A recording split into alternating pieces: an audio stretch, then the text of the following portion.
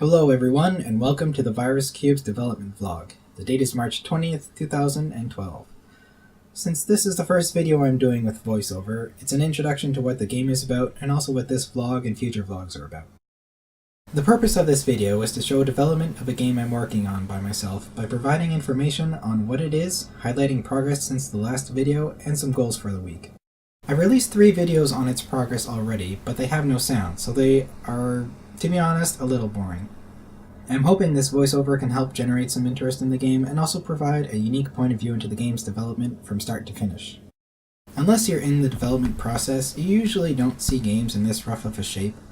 It's quite ugly, typically quite buggy, and doesn't have a lot in it. There's not enough in this to actually call it a game yet. Keep in mind that during development, there are many things that are placeholder and values change often, so if things seem a bit off, it's because it's very much a work in progress. Creating a game takes months or years of work. The game is called Virus Cubes. It's a single-player strategy management game, similar in mechanics to Dungeon Keeper 2, if you know that game. Unfortunately, since I am working on this game by myself and I'm not an artist, the art style has to be simplified and needs a lot of work. I would make it multiplayer, except I've never tried making a game this complex before. This is the first time I've done pathfinding in AI. I've also never done networking on a level that I'm comfortable with, so I want to make sure I can create solid game mechanics before tackling networking and all the fun and wonderful problems that brings up. That does, however, mean I will have to put a lot of focus into creating a good single-player experience, and possibly a map editor so players can create their own adventures, because that helps extend the life of a single-player game. Gameplay revolves around a grid of tiles, the majority of which are dirt. You can dig out the blocks with your workers, which are the pyramids. These blocks sometimes contain resources, either metal or crystal. You can then use the empty spaces and resources to build rooms. The rooms provide support, ways to upgrade units, and unlock new units and abilities. You then use the units and abilities to defend your virus cube and defeat your opponents, whether they are other viruses or antivirus. I really liked the idea of Dungeon Keeper, where you play as an evil overlord. The good guys are bad guys, and the bad guys are good guys. I wanted to theme my game around something similar. So I decided a computer virus would be an interesting choice, fighting other viruses with antivirus being the good guys, which are actually the bad guys. It also seemed like a theme that could provide some interesting game mechanics and is something I can handle with my limited artistic ability. In college we did organic modeling, which is modeling people, as part of game development. I did enjoy it because I was able to create a character I've had in my mind for a long time. Unfortunately, the results weren't very good. A very rigid circuitry type theme seemed much more possible. Now, earlier this week I ran into an issue where my worker AI was going bonkers.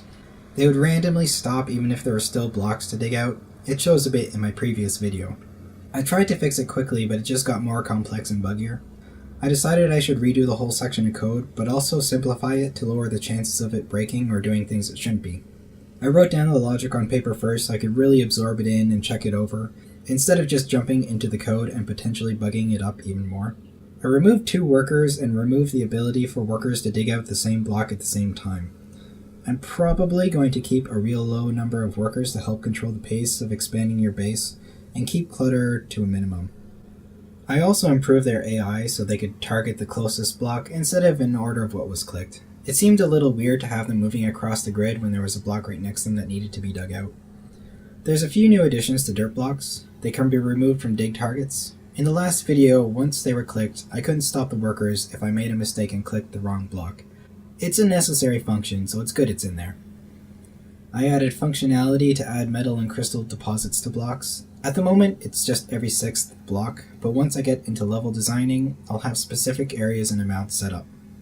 There are a few changes to the UI. The top has a few new parts to show how much metal and crystal the player has. I'm not sure if I want to have a limit on how much can be collected, which could then be upgraded or leveled up. At the moment there is, but I may remove it later on. I changed the buttons at the bottom to have the color of the player. Unfortunately, the blue doesn't show up very well. I should have a UI mockup to test the different color palettes to see what works before putting it into the game and finding out that it doesn't work as well. I might change it to fade from black to white or another color, I'm not really sure at the moment. The last small addition is an icon for the power grid. The power grid is something I'm going to work on this week and describe next video because it has some very important gameplay aspects. I'm also going to expand on the virus cube because that is the player's main building that needs to be protected. There are a couple situations that still mess up my pathfinding, so I'm going to take a look at that as well. So that's it for this vlog. Thank you for listening. If you have any comments, thumbs up or thumbs down, feel free to leave them. Hopefully you've enjoyed it. The next one may be done next week or the week after that. I'll see how things go. Bye for now.